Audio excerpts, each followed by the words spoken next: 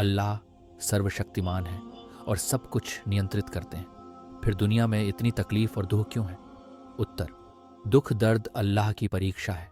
ये इंसानों की धैर्य, ईमान और अल्लाह के प्रति विश्वास को परखने के लिए होते हैं।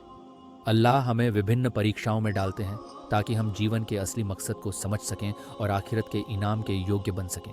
इस दुनिया का जीवन अस्थायी है, जबकि आखिरत का जीवन हमेशा के लिए है। प्रश्न 2, अल्लाह ने आदम और हौवा को गलती क्यों करने दी? उत्तर, आदम और हौवा की गलती में एक महत्वपूर्ण शिक्षा है। उनकी गलती से उन्हें तौबा करना सिखाया गया, जो हमारे लिए एक महत्वपूर्ण पाठ है। इंसान के जीवन में गलती करने का अवसर होता है, लेकिन सबसे ज़रूरी है उस गलती से वापसी करना और अल्लाह की ओर ध्यान लगाना। प्रश्न 3, अल्लाह हमारे बारे में सब कुछ जानते हैं, तो फिर हमें नमाज और दुआ क्यों करनी होती है? उत्तर, हालांकि अल्लाह हमारे दिल की बात जानते हैं, लेकिन नमाज और दुआ हमारे लिए अल्लाह के करीब जाने का एक साधन है। दुआ और इबादत अल्लाह के प्रति हमारी कृतज्ञता का इजहार है और उनके साथ जुड़ने का तरीका है। इसके माध्यम से हम अल्लाह की मदद मांगते हैं और उनकी ओर हमारी निर्भरता को प्रकट करते हैं। प्रश्न 4, अगर अल्लाह की मर्जी के बिना कुछ नहीं होता तो हम अपने कर्मों के लिए कैसे जिम्मेदार हैं? उत्तर, अल्लाह ने हमें इच्छा शक्ति दी है, जिससे हम सही और गलत के बीच चुनाव कर सकते हैं।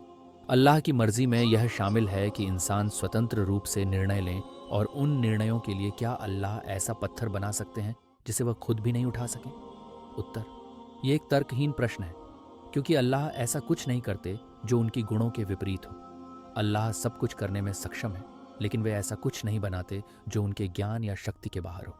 उनकी क्षमता अनंत है और वह निश्चित सीमाओं से परे नहीं जाते।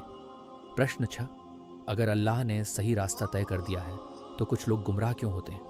उत्तर, अल्लाह ने इंसानों को सही रास्ता दिखाने के लिए कुरान और नबियों को भेजा है, लेकिन उन्होंने इंसानों को स्वतंत्र इच्छा शक्ति भी दी है। जो लोग अल्लाह के आदेशों का पालन करते हैं वे सही रास्ते पर चलते हैं, लेकिन जो लोग शैतान की प्रेरणा पर चलते हैं वे अपने चुनाव से गलत रास्ता चुनते हैं और इसलिए वे सज़ा के योग्य होते हैं। प्रश्न 7, अस्थायी जीवन के आधार पर क्यों जन्नत और जहन्नम का स्थायी परिणाम निर्धारित किया जाता है?